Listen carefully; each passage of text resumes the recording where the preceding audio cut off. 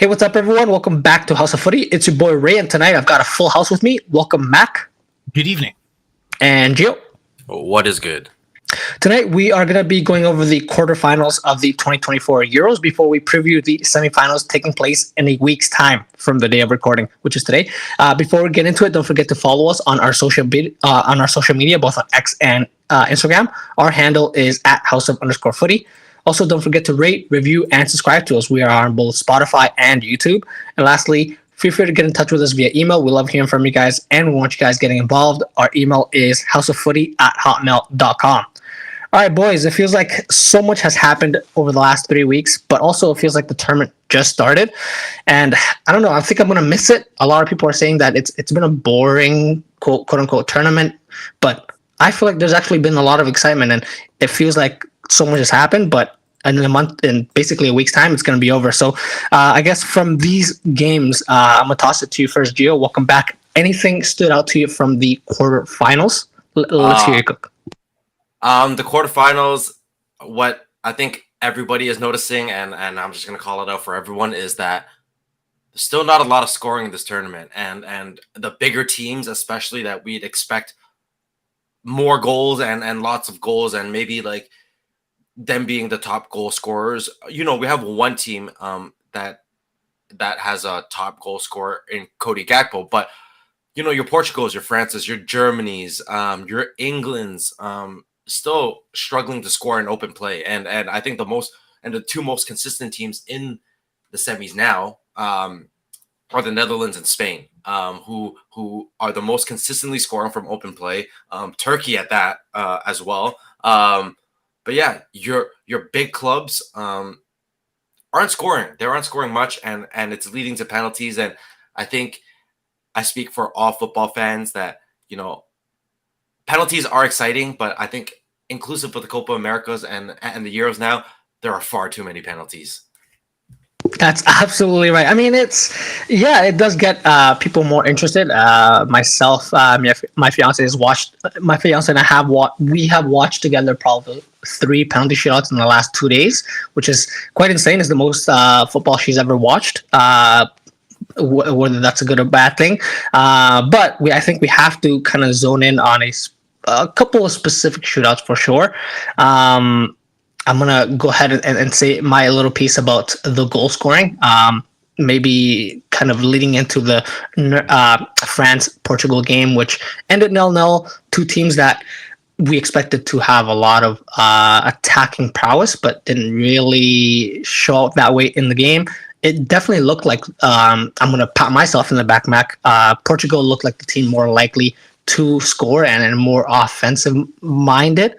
But France, their defense, like you pointed out, were solid and really didn't let Portugal get into the groove to score.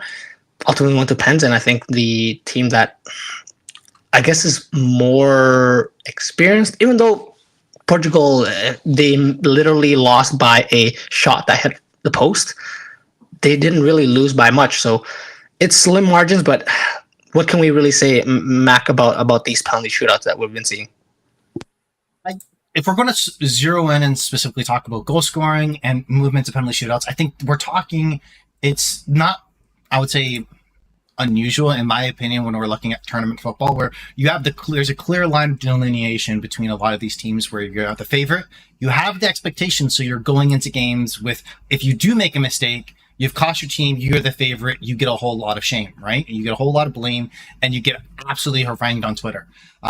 As well as maybe some people are looking at it as like the Guardiolification of international football, where a lot of these favorite teams are like, well, we want to keep possession, we want to be able to make sure we're methodical and eliminate mistakes on our end. But at the same time, it does put you in a position where you're not as creative, you're not willing to take the risk. And that's why we've seen, and Gio highlighted them specifically, is where a team like Spain, which is the most un-Spain we've seen them over the last couple of tournaments, where you do feel, oh yeah, they do want to take their man one-on-one. Lamine Yamal and Williams, both on either wing, you feel their willingness to, and comfortability in a lot of ways, to be able to lose the ball in big key areas of the pitch. but with the chance of, if I do beat my man, that's going to create an opportunity for myself or my teammates. And I think that's the separation where you have a team like them where they didn't come into the tournament with a whole lot of expectations. They weren't in, I would argue, like the circle of favorites. Whereas you see games where if it's been Germany, if it's been England, if it's been France, if it's been Portugal, when they're facing a real team, it's going to be boring because you're afraid of losing, right? And what happens traditionally in international football competitions where the underdog, they're the one, hey, we can throw a heavy maker, we can throw a knockout punch. We may lose, but we at least taken our shot and we weren't expected to win. So I'm not surprised on that end. I think, though, in the final third, we have seen a lot of players not really been clinical. When we're looking at the top shots makers on target thus far, the total shots thus far this tournament, top four is Ronaldo, Mbappe, Memphis, and Kai Havertz. I think combined, they have 1 goal from a penalty, 2 goals from a penalty, if I remember correctly. So there's been no goals from non-penalties from any of those players. So I think there has been, from big players on big teams across all these countries that we're talking about, they've missed their chances. And that's to the credit of the teams that have continued to go through and to the detriment of teams that haven't. Where, and Ray, you mentioned it with if we're going to zero in on an individual game, the France-Portugal, there were big chances for a lot of those players where there was, for example, that cutback to Ronaldo, which he skied over the net. There was Mike Maignan had to make a couple of key saves. I think one was on Bruno Fernandes where he could have easily scored as well. And unfortunately, those moments, you look back on it where in other tournaments, those big players take those moments. And we haven't seen it thus far this tournament, in my opinion, consistently across the board. Yeah, I think we have to as well say the number of games these players have played, likely at least 38 games in the domestic league plus Champions League and cup games. It's not unfair to think they would be tired at this point, having played so many games in such a short time. So, yeah, that's something that we'll be on the lookout for the next round as well. Mac, anything else stand out to you from, I guess, this round of quarterfinals that we've kind of seen these last couple of days? I know it's going to be the most boring conversation for you guys, and I apologize if we're going to zero in on an individual game. I want to talk about what's closest to my heart, aside from Canada, of course, but we're going to save that for a different podcast, is the England versus Switzerland game. Because for me, it's tough. I'll be honest with you. When you're looking at how they were managed to be able to go through on penalties, you want to give them credit in some ways because, hey, they were the steelier team. I would argue that they played better in possession. This is the best game they played thus far this tournament, switching to a back three.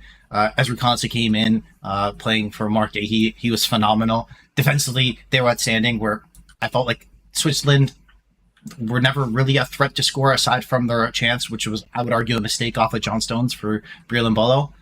They weren't really much of a concern, but the struggle for England still has been in the final third, where it looks like they're doing a little bit better job of creating opportunities. But you see certain players, and star player even for England, Harry Kane, even though he has a couple goals, has been ineffectual. And he's not really had an impact thus far in the tournament, even though, again, he has a couple of goals. So I think that going into the next round of matchups, you're playing against Netherlands. Do you keep that same formation? Do you keep that same structure? Because you want to be able to go to man, or do you adjust again and play to a different strength? I think they'll be very fascinating. But from this game, I think we've learned where, even though I'll say prior to Southgate, England consistently have lost on penalty shootouts in quarterfinals. So this is something where every single one of those, and I know it may be boring, those 5 takers, each of them were phenomenal. Again, probably the only one that doesn't take it for club football, if at all really, is Trent. But aside from them, I was not worried about personally any of them scoring. Whereas for Switzerland, it was the other side where, even though Akanji, probably a leader in the squad, plays for Manchester City, maybe the most high-profile player on the team, how he's taking the first one is beyond me, and where you would expect probably Shaqiri or a player like that, where you want your best penalty takers first because you want to be able to make sure you can kind of get that monkey off your back, give your goalkeeper an opportunity to make a save, and now you're putting the pressure on the other team. So even though Switzerland did very well to make it thus far in the tournament, that penalty shootout, once it got there, quite confident given the takers' abilities, as well as soon as you saw that Akanji step up, you kind of feel like, okay, you know what? If that's their best foot forward, England should be able to make it through. Again, that's my, if we're a 0-on individual game, penalty shots, changes teams still have to make any improvements as you can grow through a tournament. They still have a lot to prove. But again, England are through to the semi, so hey, I'm happy. I think a player that may not be happy, and you already highlighted him, was Harry Kane, who, of course, didn't have his best game and actually did come off before the penalty shootout. And whether that's because Kane was one of those penalty takers that missed a big one, I think, in the World Cup against France last time out, or it's just he is just running on fumes at this point. Like, it's been a long season. He's injured. And if he's not making it click, rather sub in Ivan Toney, who actually, who has a great record in terms of penalty taking. But on a wider scale, one thing I noticed before I toss it to you, Gio, is England is disappointing for fans, the way they're playing. Ultimately, the results are what matters. But it's disappointing because England looked like they played down to the level of their opponents when we know they have the star quality. And the thing that highlights it to me, and it does make sense, England, of course, switched their formation to match Switzerland. On paper, though, you know for a fact that the England squad should be beating this Switzerland team, but the fact that Southgate changes it, he doesn't believe in sort of his own system, so he's trying to rely on just ensuring that the other team is not exposing any weaknesses tactically, and you're just riding it out. And that really much, that is very much highlighted by them getting scored on first. It wasn't a pretty goal, but Switzerland, again, carving out chances from very slick and dynamic movement up front, ultimately lands at Mbolo's feet in the back post. And then that's when England basically wake up whenever they are asked and challenged. That's kind of when they step up, and of course the substitutions made a change ultimately. But of course Saka is the main goal scorer, and I think he should get a lot of the credit there. But Gio, what did you think about maybe overall this game and how it played out? Again, they're still trying a lot of new things at this point. Now they got Saka playing a left back. He'll probably left wing back, I should say. But I think he'll continue to do so. I think Southgate is doing anything in his power to have his best 11 guys out there again. And if this is what he wants to do, this is what he wants to do. At the end of the day, he's going to make that call. But I don't know. A part of me wants a former England player of a very high stature to kind of do what Ronaldinho did and kind of call out the team, which I think every pro has. Every pundit has, questioning a lot of Southgate's decisions, because I don't think it's more so the players, because we all know how good they are in their individual clubs. But, I just need more people to shine more light on how Southgate is messing up another quote unquote golden generation for England, when they should be out here, dominating possession and playing much more fluid football, when it's not just passing side to side and hoping, Saka or your other wing back to kind of cut in and get a shot off to get your goals. Yeah, that's definitely one of the things that stood out, Mac. So I want to jump in there. So Gio, I agree with you. I'm on the same pitch. But on the other side, you can look at it as, in terms of 4 international tournaments, he's made a final, 2 semifinals, and a quarter. So in terms of a arc of a manager, if you asked any England fan prior to Southgate taking over, because they struggled even making out of the quarters consistently all the way since the Steven Gerrard, Frank Lampard, they have not been a threat whatsoever. So it's been a marked improvement from when he did take over. I do agree, though, they could play better. I think will be interesting is going into this next game. I know it's a small tweak, but I think he is a very important player. Luke Shaw came onto the pitch and looked well. If he's healthy enough to come on as a sub, my next question in a couple of days does he have potential to start the game?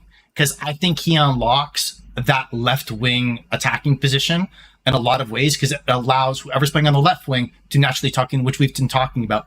Trippier is good defensively. He's good on set pieces, but you can see it takes an extra touch where he has to cut back onto his right foot to dump a ball into the box, and he's not naturally kind of overlapping on that left hand side. So for me, if he's back in, he's back in for Ezri Konsa, I think that's an unlikelihood of what happen. If they do, or even do not switch the formation once again, I think now you'll actually see the full England 11 where you might have a little bit more fluidity versus it seems like a lot of times everything's clumped up into the middle because you have Saka on the right hand side wanting to cut into his left, Foden playing as a 10. And I would argue when Kyle Walker's playing right back, you're not necessarily going to get the highest quality of crosses, even though no matter how well he does defensively. So for me, I think that is another level that England can reach and another tool in their tool belt where, hey, we might be able to generate a little bit of a different look if we have a player like that on the pitch. But yeah, no, again, I do agree. Saka deserves a whole lot of credit.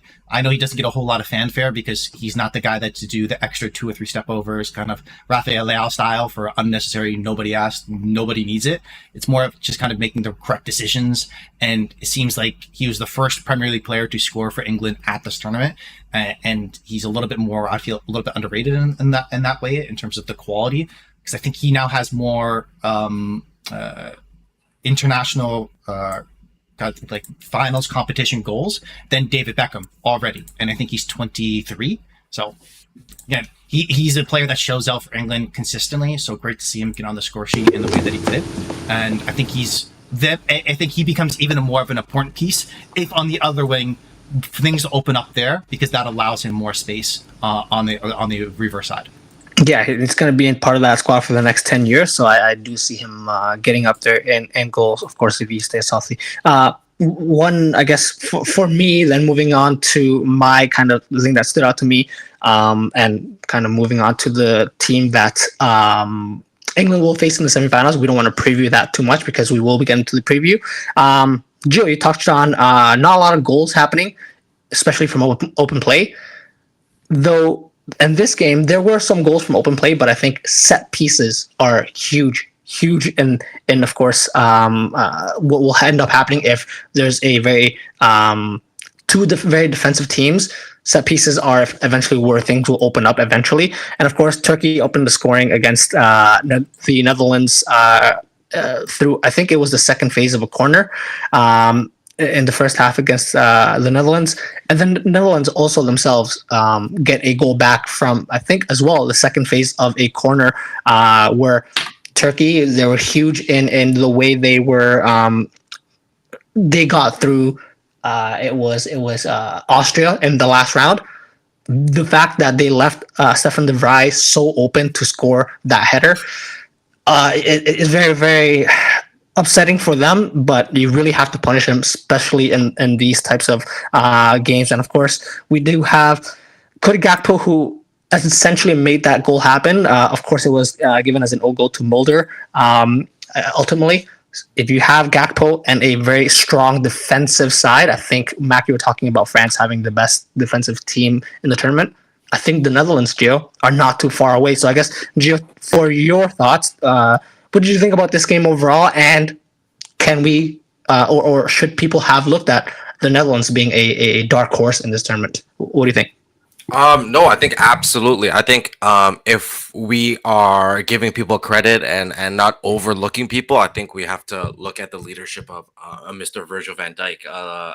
And he's been quite solid himself in there. But I think much like England, they are facing in the semifinals, is that they almost only get woken up when they're playing down or in the second half. So that's why I feel like the first half of this match, I know we're going to talk about it more, might be a little bit slow, and they're going to kind of pick at each other a little bit and see which team makes the first mistake. But I think Cody Gakpo, I think, will have another great game. He's been having, his tournament picked up a little later. I know they had a little frustrating start, but I think Cody Gakpo definitely is that bright spot to that team. Him and Malen, of course, after giving up that own goal, he's almost kind of forgotten about it and played his brand of football again, and brought his club efficiency onto this world stage, which, again, is dangerous because I don't think England has faced a team where they had two people that are quite as on form as Cody Gakpo and say Malin as well, and then come up against a defender like Van Dijk, who is a staple back there. And another thing about the Netherlands is that they have Dumfries that they choose to play and not play. They can exploit that they can exploit England with Dumfries, obviously, with the wing backs potentially pushing a little higher up. So yeah, I think it's going to be a great matchup.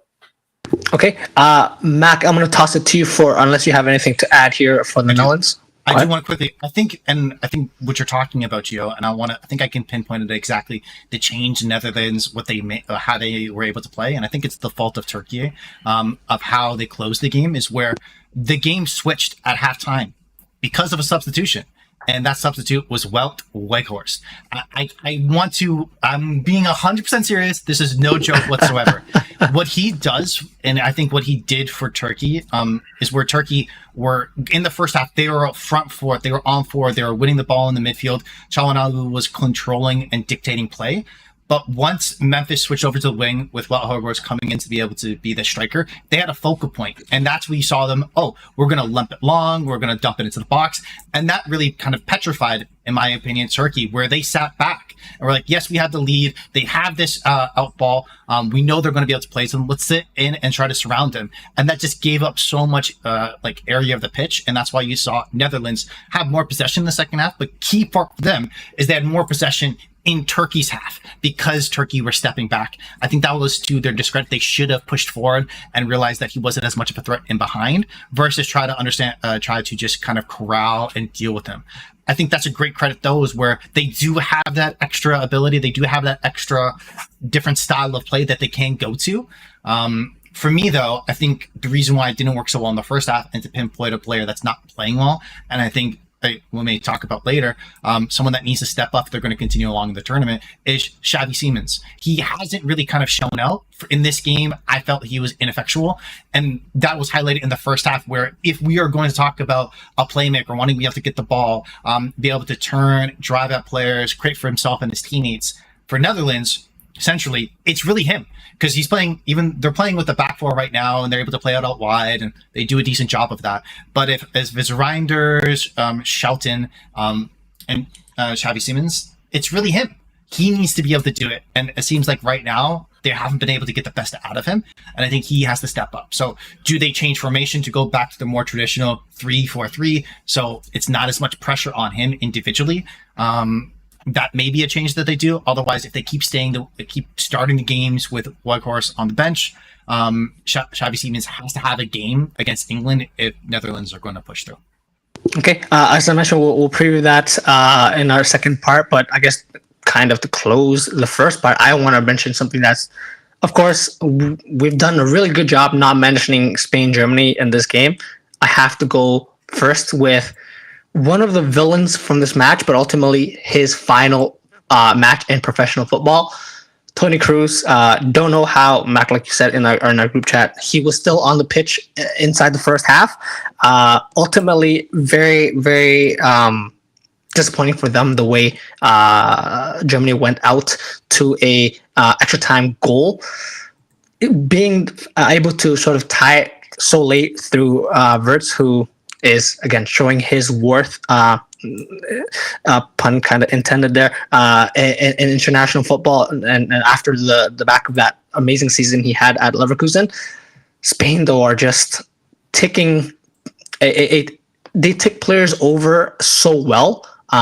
The fact that Pedri went off injured and Daniel almost stepped up to get a goal himself in a space that likely we would see Pedri ghost into.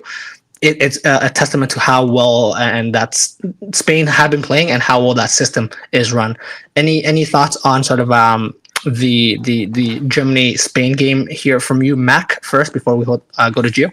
So Spain, for the first, I'll say 70 minutes of this game, they were the much better team. They should have gone on and actually pushed through a lead at that point, and it shouldn't have reached extra time. But unfortunately for them, in the final third, I feel like they made maybe a couple too many poor decisions. But you want to give them a lot of credit because Dani Olmo coming in for an injured Pedri, who's going to be out for the rest of the tournament. what he was able to provide in that area of the pitch where I think what's different for them, like I had mentioned earlier, where you have players like Nico Williams, Lamine Yamal, willing to take it to players one-on-one and creating a goal for Daniel Mo through Lamau, I thought was absolutely phenomenal. I think for them, though, the tough part would be is where Denny Carvajal had the biggest rat of rat moment to be able to get that second yellow for that red card. Perfect, absolute, exactly who he knows who he is. So love to see that, but that means he's going to be out for the next round of fixtures, as well as I think their other center half, Norman. He's also through accumulation of yellow cards will also be out. So for me, I think this Spain team, even though they're exciting, they're starting to get thin. It'll be interesting to see what happens with them. If we're flip over to Germany, I think Germany, in my opinion, and I called it going in before the game, is where I thought Florian Wirtz would have started. And as we can see, he should have started. And I think that was one of their major misses, where Leroy Sané offered really absolutely nothing in transition. Going at Marco Cucurella, which you would generally favor him in that matchup. I know he's had a poor second half of the season for Bayern Munich, and coming into the tournament wasn't in the highest moment of time. But for me, you needed a little bit more quality to break the lines down of Spain in those moments. And unfortunately, from Germany's side, they weren't able to do enough. So again, in the changes they made, it didn't make as much sense to me. Emre Can coming in to be able to play in the center of midfield instead of Konrad Leimer, I didn't understand that. There wasn't too much for me tactically. I think Julius Nagelsmann got on point for this game. And I feel that's the reason why they are stepping out, not because they lost a couple of one-on-one battles, a little bit unfortunate. I feel like tactically they were set up in a poor way to not take advantage of some areas of the pitch Spain are weaker at. And at the same time, they allowed Spain to flourish in areas of the pitch that they do well in. So for me, tactically, front to back, it felt like he was completely outcoached. So you want to give Spain a lot of credit there. But again, unfortunately for German fans, the host nation's out now. And it was kind of we were very close potentially across all four games to going to do 4 straight penalty shootouts, which Right. would have lit Gio's head on fire, because we're a minute away from starting off this one, eh? Gio, of course, we have to mention as well one of the other players that are retiring from international football, Manuel Neuer. This will be his last tournament, and so how big will these two players sort of be missed for Germany? What do you think, Gio? It's gonna be crazy. It's gonna be crazy. Obviously, yes, you're gonna be missing these players, but that's how the new generation kind of reigns in. So tough to say, but it's kind of out with the old, in with the new. But there definitely is going to be a more transitional period, but maybe not as long as people think. They're considering how long their career has spanned for the international countries, is that people have been training in the background, waiting for their moment. I think they have a plethora of options. And you know, they have guys like Kimmich that can fill in those roles. You have, Germany is known to consistently push out talent. And, sometimes we think about it and say, oh, should Kroos even start? Should players like Modric even start? Should players like Cristiano Ronaldo even start at their age? They have fillers in that role ready to go already. But I think what even these managers have to think about is, out of respect, I almost have to play this guy for what he's done for our country. And I think that unfortunately has taken up some time for the next midfielder that Germany has and is ready to go. The next striker that is ready to go for Portugal. The next, the next keeper, that they're gonna have. But we've seen glimpses in this tournament where Manuel Neuer has shown his experience and his age.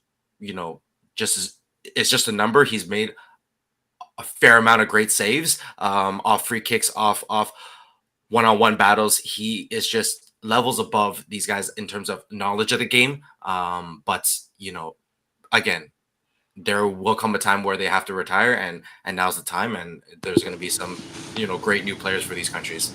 Yeah, exactly. Quick 30 seconds. Just want to say, not Leimer, it's Andrick. I apologize. That's the other one.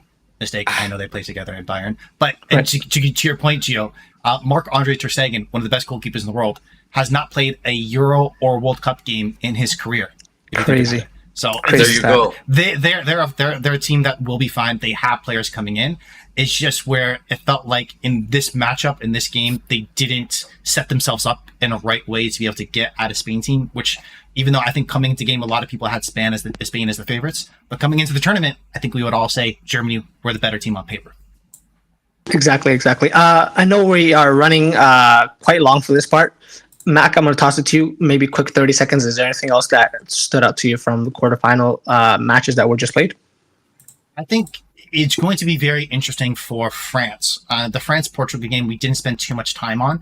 For me, across all 4 games, I would say that was probably the most boring game, in my opinion, weirdly enough, but at the same time, had the biggest fanfare in terms of you're talking about Ronaldo, Mbappe, Bruno Fernandes, and Golo. You're talking about players on a world stature that you just speak their names and they're kind of at the top of world football. For me, this game didn't have much between it. I think that, Ray, when you mentioned the defense of France, I think is absolutely on point. I think they're themselves are a force to be reckoned with, where they know going in, they can confidently say, we're probably not going to concede. So if we get anything up front, absolutely anything, they're in a good pitch. However, just as when you give a credit there, it's been consistent. Marcus Thuram is not the solution. Kolo Muani was subbed off as well. He's not the solution. I think, interestingly enough, the best parts of the game from an attacking sense from either of these teams came from subs. And they should have maybe even started. You're talking about Dembele for France. That's when they started to pick up the pace, where he's a player that wants to go out one-on-one, wants to be able to create for himself, put balls into the box. And Francisco Conceição, I think that's how you say his name, for Portugal. Right. He as well. He was where, when he came on, you saw a different side of Portugal where he's going to be able to do something very similar to Dembele, where he took players on one-on-one. He put balls into the box. He was looking to be able to get something on for his teammates, but unfortunately for me, it was too late for both of them. And because of the tournaments maybe Dembele had thus far, and Conceição not really being one of those big name players, unfortunately, they didn't start the game. And if either of them did, I think we wouldn't have got to penalties. And France, unfortunately, we're just on Portugal's side. We're able to luck up there. Yeah, that is essentially what happened. Then, Gio, lastly, for you, anything that stood out from the quarterfinals that you want to touch on before we wrap up this part? No, I think we're gonna come back and we're gonna preview the semifinal matches. Excellent. So we're gonna take a break here, guys, and then we'll be back touching the semifinal games coming up. So stay with us, guys. Welcome back to Also Footy, guys. We are gonna continue our podcast now, previewing the semifinal matches taking place this midweek. And Mac, I'm gonna toss it to you first. You have the pick of Spain versus France and Netherlands versus England. Who's your winner? Who's your loser? What are you looking out for from these respective matches? So I think in the first matchup, if we were to single it in on that, I think I'm going to pick France over Spain. Here's the reason why. I want to pick Spain. I think Spain has been the more enjoyable team. I would love to see Spain in a final. I think they would bring the most enjoyment to a final in a lot of ways. I think the reason why I'm doing this is because if you listen to Didier Deschamps' post-match interview, I don't speak French, but what was translated to me was that he was ecstatic in regards to how well they played.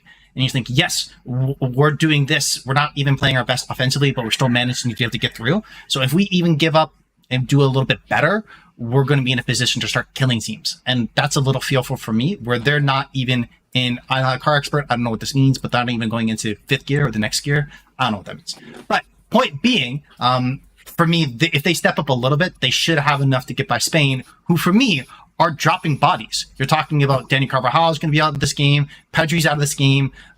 Lenormand is going to be out of this game. So who's their backup center back? Nacho, probably. I'm a little bit worried about. I know he plays well for Real Madrid. Great. Champions League winner. Nacho, by the way. I'll put to be fair, though, there's a lot of bummy players that have had Champions League medals who also have played for Spain before. Dani Ceballos for one, right? Anyway, point being, they're starting to thin out, and I'm a little bit worried about that in terms of their overall team. And if this game were to, let's say, go into extra time, their substitutions coming on, for me, they don't have as much flexibility. Offensively, where I feel like if it does go into extra time, I don't see them scoring because let's say if Lamal's coming off or Williams is coming off, again, no disrespect, I'm not necessarily worried about a Ferran Torres or a Hoslu if I'm, William Saliba or Pagano, So for me, I'm leaning France, given that I want Spain to win. But I think because of the heavy rotations they'll have to make, I think it's going to be too difficult for them. And we're talking about, and again, he hasn't had a good tournament thus far. I understand every single time he gets hit in and around his head, somehow his nose hurts. Doesn't make any sense, but whatever. For Mbappe, again, who's playing right back for Spain against Mbappe? I don't know. And that's what I'm scared about. I'm very worried about Spain, so I'm picking France. I think that there's a chance, it's a very small chance that Jesus Navas might play against Mbappe right back. So that's going to be interesting. On that note, though, I don't know how this game is going to go. I think kind of like how I was talking to you, Mac. I think for the Portugal-France game, I thought Portugal wins big or France edges it. This game, I think it's either Spain win big or France edge it. And I do want to give Spain their credit because they have been really good at that counter press. And I think France is going to be a lot more defensive and surrender a lot of possession to Spain. It's can they move it quickly from winning it back in high positions to get your Lamine Yamal, your Nico Williams, even if Morata or Joselu are up front, they only need a couple of chances come their way. Something could happen. We've seen a lot of own goals. France have been on the better side of those. Something could happen on the Spain side. So I think it's a little closer. I'll be interested to see how France are able to beat the press, though, because if they do beat that counter press that Spain are so notoriously good at, then you got Mbappe, you got Dembele running at these defenders, and it's going to be a long night if France score first in this game. So it's a toss-up for me. I'm going to toss it to you now, though, Gio. What do you sort of look at to this game, and what do you think the score is going to be?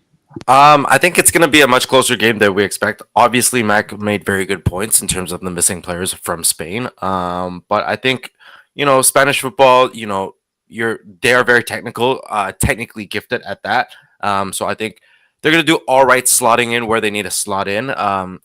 But I just don't see where, say, a player like Antoine Griezmann or Tchouaméni have a great game going up against in that central area against, you come up against a Rodri. How do you all of a sudden have a great game in that midfield against a player like Rodri?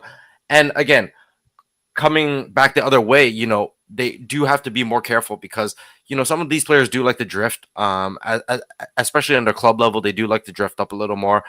Yes, you have the work engine in N'Golo Kante, but again, somebody has to keep an eye on Rodri because Rodri is not afraid to take that deep shot and to put one on target. And we know what he's capable of.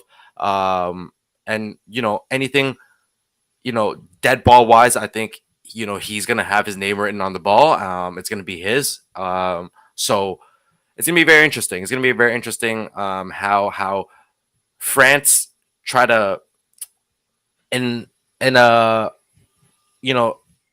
break out of their own shell, but how they're going to contain some of Spain's top guys. And some of Spain's top guys, obviously we know Pedri is out, but the Rodris, the Almos who come off the bench and be your sort of your energy guys, your Yamals, even your Maratas. He's an experienced goal scorer. If he gets one or two chances, he is technically gifted enough to put one away. And being France, they haven't had to kick it into fifth gear, so maybe they don't know how to put it into fifth gear right now. How are they going to do it in the semifinal? It's going to be very interesting. In terms of score predictions, though, I'm actually going to go Spain with this one. They're gonna leg it out just like they legged it out against Germany. They're gonna win 2-1. in extra time. Oof. So it's going to be a close game. Yeah, it's hard because Spain are just a very much the team in form, and they have all the momentum going for them. So it's definitely a tough one to call. So your experience versus sort of momentum. Then let's toss it to the next game. Then I guess I can kind of start with this one. Of course, the Netherlands are going to face England, and we already talked about how we expect this game to play out. Will England lineup look a lot more similar to the Netherlands? Will both teams play a back four or a back three? It's going to be fascinating. I think, though, one of the things that really stood out to me is the player of the season from the Premier League has had one of the poorest tournaments in one of the England squads, and it's kind of gone unnoticed because, of course, there's Kane and Bellingham who have big reputations themselves, but the fact that Foden hasn't really stepped up so far, and his Premier League sort of compatriot in Saka has outshone him. I'm interested to see who will step up to sort of be in that hole, and when England try to move forward in those spaces to draw the in between the midfield and the defense for Netherlands and draw them out into spaces, will he be the one that steps up? Will he play the full 90? What are we going to see, especially with Kane's fitness in this game? So I'm interested to see. I think England will, based on quality, edge it out. But if they don't have enough going forward, I do think Netherlands on the flip side will have their chances to run at this England side, and they could nick one out. So I don't know. It's a tough one here. I do think England have enough to win it, but they do have to step up very much like France, Mac, into the higher gear to get a convincing win here. What are your thoughts, Mac, on this matchup? So I'm going to start with my prediction. I think England win this game 2-1. I think they score a couple goals, and let's say in the first 60 minutes, they sit back. Netherlands end up coming roaring back with the switch of style, and England starts to get uncomfortable, probably get a sweaty goal in the 80th minute, and then kind of really keep it teed up. And I think if Netherlands are able to rally earlier, because I think going into this game, my assumption would be is England's going to throw the first punch. That'll be my guess. But here's the reason why I feel like England will win, because we're talking about a Netherlands team who both these teams don't inspire confidence. They don't inspire really free-flowing, attacking style football thus far this tournament. So I don't think that necessarily is going to change. But I think the difference would be is for the first 70 minutes, maybe 60 minutes, I think England will control the game because Netherlands midfield is very patchwork. And again, against Romania, against Turkey, even though it is, they really were never exploited. Versus going against England, I think thus far this tournament, I know it might be a little bit unfair to say, but if you're talking about a defensive midfield duo of Declan Rice and Kobe Mainoo, I would say aside from the solo work of Rodri and maybe N'Golo Kante and Tchouaméni, they have been the best. At least Declan Rice behind Rodri in defensive midfield, in my opinion. So for me, I think that's the area of the pitch where they're going to dominate the ball. They're going to win the ball back aggressively in the final third because they have players like that. The question would be is when they do get possession, where it has started at some point against Switzerland for England, they had the ball in the final third. We're able to get across in the box. We'll be able to see what will happen. If that's so, then I think they get that early lead. If it's really in between like a John Stones or Mark Gahey and it's in their own half, then I think we're going to start to see England struggle. And the further that goes along, the further Netherlands are going to get more confident and they may end up stealing it. But yeah, that's how I feel will happen. The last part would be, and Ray, you touched on it slightly, is does Harry Kane start? I understand that we all would assume, even if he's iffy, he's going to try to start. But should he? From what we've seen thus far this tournament, he seems knackered, he seems injured, he seems unfit. Again, I think he will. But if you have, let's say, what I would want to do if I'm Southgate is where I want someone really there to be able to make Van Dijk uncomfortable, where you want to be able to put him under pressure, where he has to fight for every ball. He has to make sure that because Van Dijk's always the type of defender he wants to like nick that ball to the side. He wants to be smooth in possession. For me, you want to be an asshole up his ass, right? You just want him to feel that present consistently. Kane's not that type of player. So for me, again, I might lean in and start Tony for this game, maybe even switch to a two-striker system. I understand that maybe this takes away from your midfield, but I think you need that presence there where when Netherlands do get that ball, it's not comfortable. They're not. They don't feel they have no time to feel confident. But anything could happen because Ronald Koeman is a great manager, and I think if they do switch into gear earlier than what I'm anticipating, Netherlands can expose the weaknesses to England. But I think just based off that quality in midfield, I would edge it England, so 2-1. Okay, Matt, Gio, to wrap it up, what are your how do you see this game playing out, and what do you think will be the final result? I think I want Netherlands. Obviously, I want Netherlands to win. I think England has gotten far too lucky this tournament already. And I think Netherlands do have a good chance, depending on what type of football they decide to play. I think, like Max said, I think England does have that advantage in the midfield, but I think where the Netherlands will kind of dominate the game is out on the wings and out in that open space. They have the speed to do so. Again, Dumfries is able to attack. Nathan Ake is able to attack. Wouldn't have Steven Bergwijn. Would keep Cody Gakpo. But they have guys like Jeremy Frimpong, who, again, has been tearing it up. Joshua Zirkzee. They have all these guys on the bench that have been amazing for their clubs this season. Not to mention Daniel Marlin didn't feature last game as well. So I think on the counterattack is where I want to see them thrive. I think they are able to, because obviously with the wing backs, England's going to want to push the pitch up a little higher for their advantage. And, if the Dutch are able to sit back a little deeper, which I think they're quite comfortable doing, with Van Dijk being your, sort of your staple guy back there, they're going to be able to clear balls no problem. And then that's where, the counterattack has to start. Granted, Max said earlier, Xavi Simons hasn't had a fantastic tournament. For this to work out efficiently on the counterattack, he has to be that guy. He's going to be the point guard on the court, on the pitch this time around, and really dictate where he wants the ball to go, who's making the greater runs, and he's going to find them. He needs to find them at this point, because I think with playing the back three, there's going to be a lot of open space for the Netherlands to take advantage of. And I think based on their bench, based on the roster right now, I think they have, very much so the talent to do so. They are also comfortable, like Max said. He thinks England will take the lead first. Netherlands have been very comfortable playing with a goal down and have come back and won. So I think at the end of the day, I'm going to pick the Netherlands to advance. Okay. Score prediction, I just don't know yet, but I think they have a very good chance against the England squad. This is how tight it is, boys.